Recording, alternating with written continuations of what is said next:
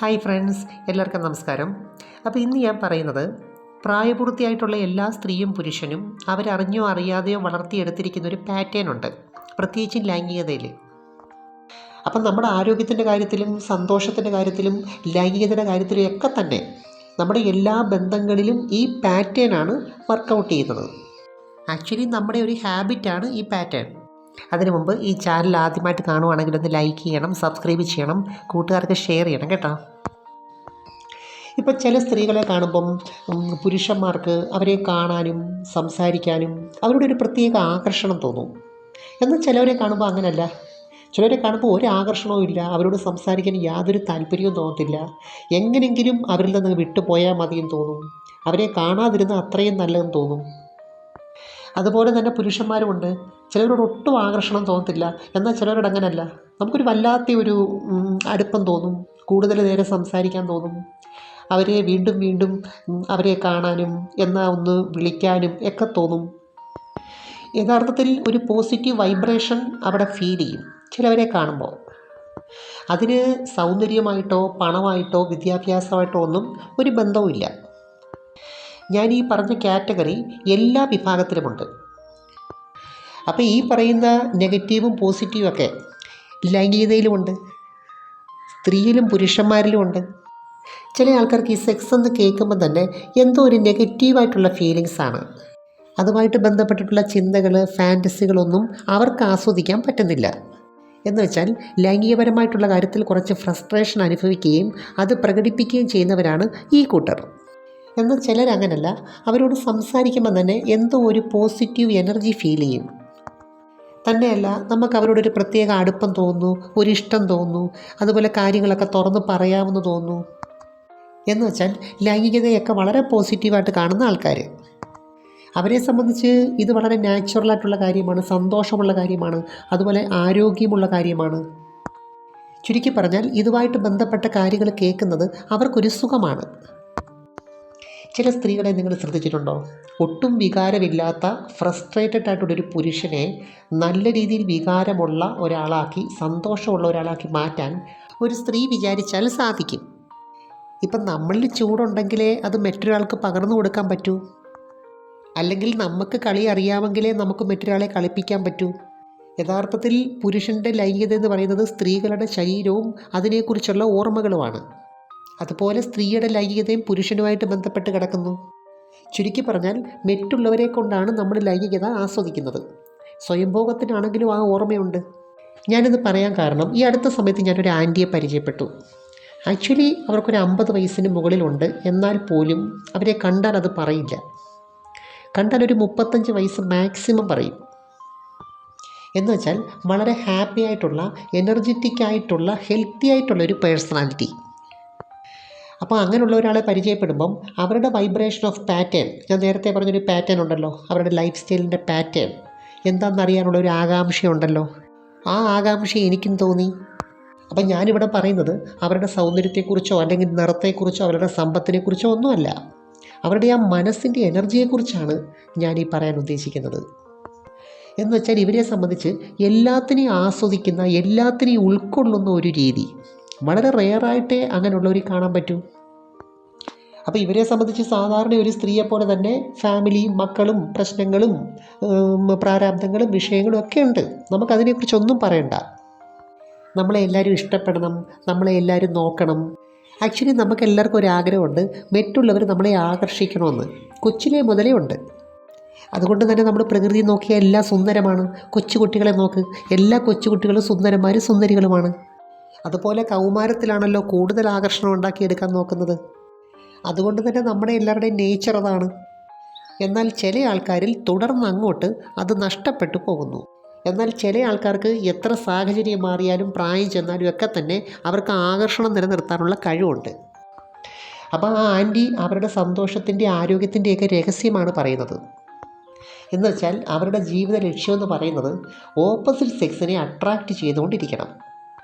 Actually എപ്പം അങ്ങനെ ഒരു അട്രാക്ഷൻ വേണ്ട എന്ന് ആർക്കെങ്കിലും തോന്നുന്നോ അതൊരു ഫ്രസ്ട്രേഷൻ ആണെന്നാണ് അവർ പറയുന്നത്. എന്ന് വെച്ചാൽ അതൊരു നിരാശയാണ്. ആക്ച്വലി അങ്ങനൊരു ചിന്ത എന്ന് വെച്ചാൽ ഇനി എന്തിനാ ആകർഷിക്കുന്നത്, ഇനി എന്നെ ആരും ആകർഷിക്കണമെന്നൊന്നുമില്ല, എനിക്ക് ആരുടെ ആകർഷണം വേണ്ട എന്നാണ് ചിന്തിക്കുന്നതെങ്കിൽ നമ്മൾ രോഗിയാകാൻ നമ്മൾ തുടങ്ങുന്നു എന്നാണ്.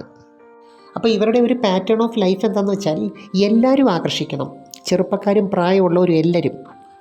ആക്ച്വലി പല ചെറുപ്പക്കാരും ഇവരെ ലൈനടിക്കാൻ നോക്കുന്നുണ്ട് ഈ പ്രായത്തിലും, പക്ഷേ അവരെല്ലാവരെയും ഒന്ന് കൺട്രോൾ ചെയ്ത് നിർത്തുവാണ്.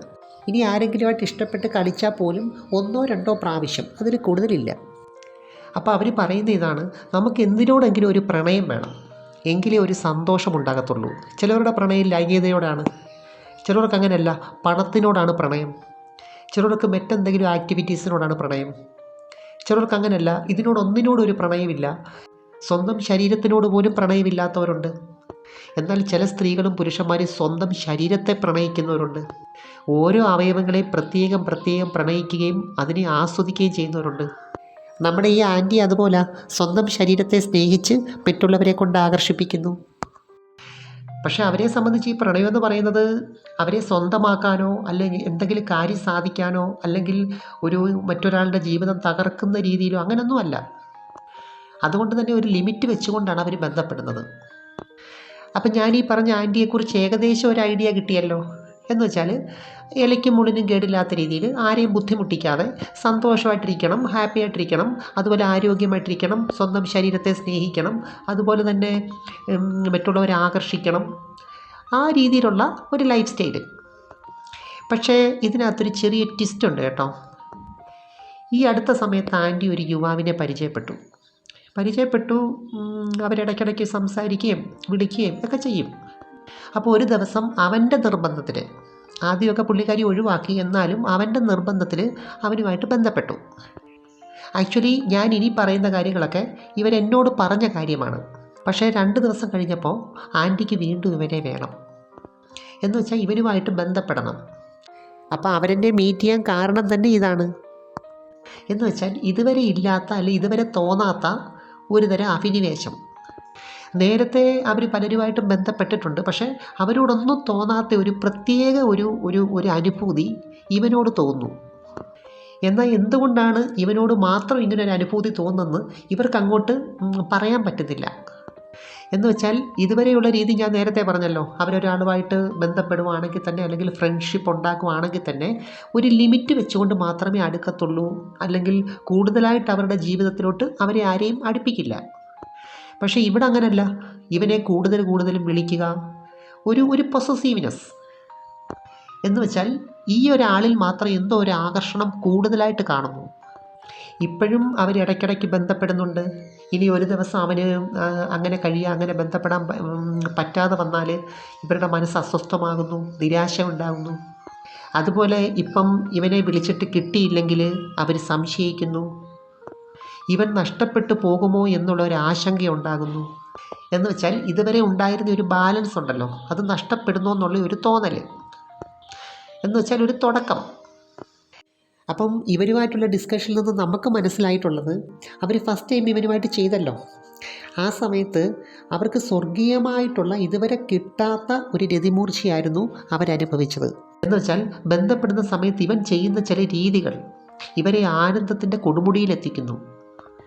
എന്ന് വെച്ചാൽ എവിടൊക്കെ ഉത്തേജിപ്പിക്കാമോ അവിടെ എല്ലാം ഉത്തേജിപ്പിക്കുന്ന രീതിയുണ്ടല്ലോ, അത് ഒരുപക്ഷെ എല്ലാവരെ കൊണ്ടും അത് പറ്റണമെന്നില്ല, അല്ലെങ്കിൽ എല്ലാവരും അതിനുള്ള ഒരു ക്ഷമ കാണിക്കില്ല, ചിലർക്ക് അതിനുള്ള കൺട്രോൾ ഇല്ല. അപ്പോൾ ഇതുവരെ അനുഭവിക്കാത്ത ശക്തമായ രതിമൂർച്ചയാണ് അവരിപ്പോൾ എൻജോയ് ചെയ്യുന്നത്. എന്ന് വെച്ചാൽ പൂർണ്ണമായ സംതൃപ്തി, മതിയായെന്ന് അവനോട് പറയുന്ന അവസ്ഥ. അപ്പോൾ അവർ പറയുന്ന ഇതാണ്, അത്രയ്ക്കും കൺട്രോൾ ഉള്ള ഒരാൾക്ക് മാത്രമേ അങ്ങനെ ചെയ്യാൻ പറ്റൂ. അതുപോലെ ഇവന് സ്നേഹമുണ്ടെന്നും പറയുന്നു. അപ്പോൾ ഇവിടെ സംഭവിക്കുന്നത് തീവ്രമായ രതിമൂർച്ച അനുഭവിക്കാനുള്ളൊരു ടെൻഡൻസി വീണ്ടും മനസ്സ് കാണിക്കുന്നു. എന്ന് വെച്ചാൽ അവനുമായിട്ടുള്ള ബന്ധം മറ്റൊരു തലത്തിലായി പോകുമെന്ന് വരെ അവർ ഭയക്കുന്നു. അപ്പോൾ ഇവിടെ ഓർക്കേണ്ട ഒരു കാര്യം, പുരുഷനിൽ നിന്നും വ്യത്യസ്തമായിട്ട് സ്ത്രീകളെ സംബന്ധിച്ച് ഉത്തേജിപ്പിക്കുന്ന രീതി അനുസരിച്ച് അല്ലെങ്കിൽ ചെയ്യുന്ന രീതി അനുസരിച്ച് അവരുടെ രതിമൂർച്ചയുടെ ഫ്രീക്വൻസിക്ക് കുറച്ച് വ്യത്യാസമുണ്ട്.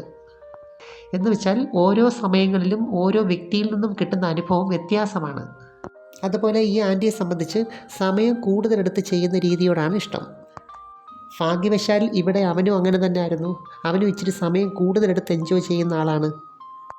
തന്നെയുമല്ല ക്രിസരിയിൽ സ്റ്റിമുലേഷൻ കൊടുത്ത് ചെയ്യുന്ന രീതി അറിയാം. ആക്ച്വലി ഈ ആൻറ്റിയെ സംബന്ധിച്ച് വളരെ പോസിറ്റീവാണ്, കോൺഷ്യസ് ആണ്. എന്നാലും ഇങ്ങനെയുള്ള സാഹചര്യങ്ങളുണ്ടാവാം.